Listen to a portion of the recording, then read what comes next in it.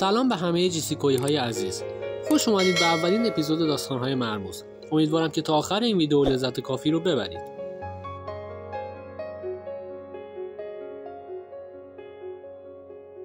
پاریس، پایتخت فرانسه. مهد مد و لباس جهان. شهری پر از گل‌های زیبا و عطرهای مرغوب.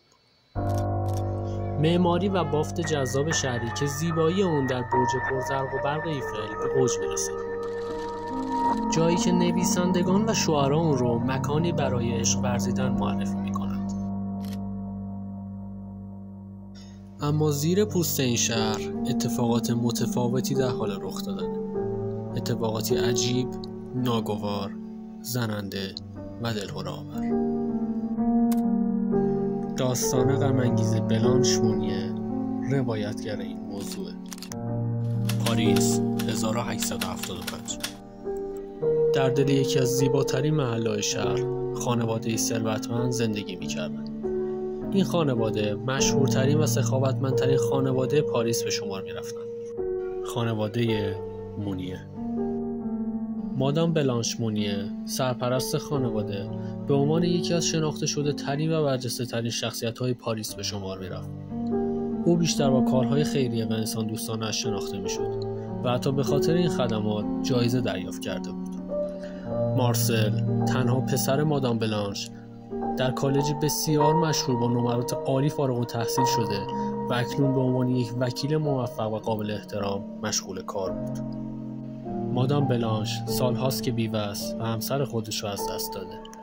خانواده مونیه یک دختر جوان و بسیار زیبا هم داشتند. نام این دختر بلانش بود. این دختر سرشناس جوان که همه او را دختری مهربان و دوست داشتنی می‌دانستند، خواستگاران زیادی داشت. بلانش 24 ساله اما درخواست همه خواستگارای ثروتمند و مشهورش رو رد کرد. یک سال بعد بلانش در سن 25 سالگی عاشق مردی از قشر پایین جامعه که بی اصل و نسب هم بود شد. بلانش قصد ازدواج با این مرد میان سال که البته وکیل هم بود رو داشت. اما مادرش یعنی مادام مونیه یک زن بیوه بود و به همین خاطر میخواست دختر زیباش با مردی متمول ازدواج کنه تا ارزش‌های خانوادگیشون زیر سوال نره. بلانش با لجبازی به مادرش اطمینان داد هرگز عشق رو فدای پول نمی‌کنه و با کسی جز این مرد ازدواج نخواهد کرد. این ماجرا ادامه دار بود تا زمانی که به یک باره بلانش ناپدید شد. هیچ اثری از بلانش نبود. مردی که عاشقش بود سالها دنبالش گشت اما اثری از بلانش نبود. مادام مونیه به همه گفته بود که دخترشون به کشوری دور سفر کرده تا کسب علم کنه و زندگی خودش رو اونجا ادامه بده. اما یه جای کار ایراد داشت. چندین سال گذشت و اثری از بلانش نبود. چهارشنبه روز اول می سال 1901، درست 25 سال بعد از مفقود شدن بلانش مونیه، زمانی که دیگه کسی بلانش مونیه رو یادش نبود، دادستان کل پاریس نامه‌ای با مضمون باور نکردنی دریافت کرد. داخل نامه نوشته شده بود یک خانواده سرشناس در شهر رازی خوفناک رو پنهان میکنن. این نامه به صورت دستی نوشته شده بود و هیچ نام یا امضایی روی اون دیده نمیشد. دادستان انقدر از محتوای نامه برآشفته شده بود که تصمیم گرفت هرچی سریعتر به موضوع رسیدگی کنه. زمانی که نیروی پلیس به عمارت مونیه رسید، مادام مونیه اونها را به داخل عمارت دعوت کرد. رئیس پلیس خواستار بازجویی و بررسی خونه شد و مادام مونیه و پسرش مارسل مخالفتی نکردند. پس از بازجویی کامل و بررسی خونه چیز خاصی نظر مامورها را جلب نکرد. تا اینکه یکی از مامورها از اتاقی در طبقه بالای عمارت بوی بسیار تهوع‌آوری را استشمام کرد.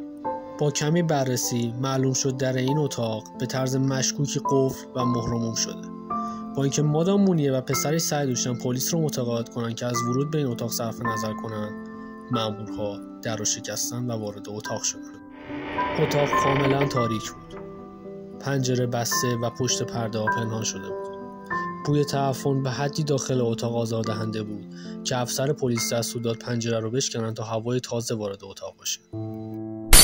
با تابیدن نور خورشید داخل اتاق، افسر پلیس متوجه شد که بوی تعفن به خاطر پسمانده‌های غذایی که سراسر اتاق انباشته شده. اما گوشه اتاق تخت خوابی کهنه بود و در کمال تعجب پیرزنی بسیار لاغر به آن زنجیر شده بود. او کسی نبود جز بلانش مونیه. پس از باز شدن پنجره، بلانش مونیه برای اولین بار بعد از 25 سال نور رو میدید. با بدنی لخت و بیحال به تخت زنجیر شده بود، به حدی که نمیتونست خودش رو تکون بده. سرتاسر تخت رو مدفوع و ادرار و حشرات پوشونده بودن. به حدی این صحنه ناگوار بود که اکثر مامورهای پلیس اتاق رو ترک کردن. اما بلانش 25 سال در این شرایط زندگی کرده بود. بلانش سریعا به بیمارستان منتقل شد و مادر و برادرش هم دستگیر شدند. بلانش در زمان پیدا شدن تنها 20 کیلوگرم وزن داشت. به شدت دچار سوء تغذیه بود ولی به گفته پزشکان کاملا سالم بود. اون فقط داشت از هوای تازه لذت می‌برد.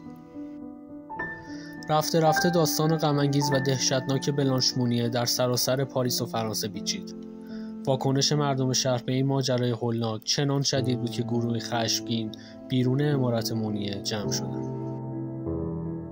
در نهایت مادام مونیه از شدت فشار روحی سکته کرد و درست 15 روز بعد از پیدا شدن دخترش از دنیا رفت.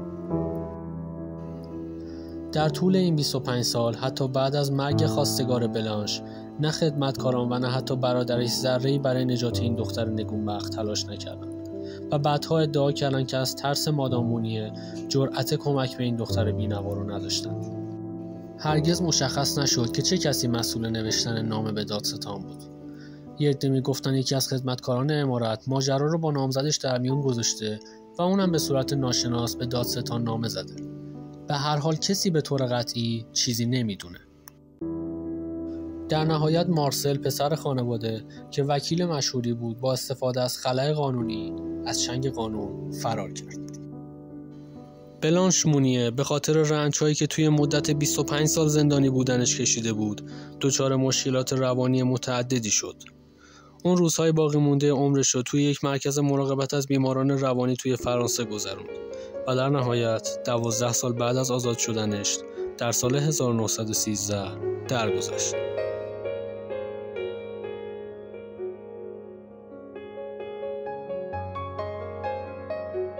خیلی ممنونم که تا پایان این ویدیو همراه ما بودین. امیدوارم لذت کافی رو برده باشین. لایک و سابسکرایب یادتون نره. خدا نگهدار.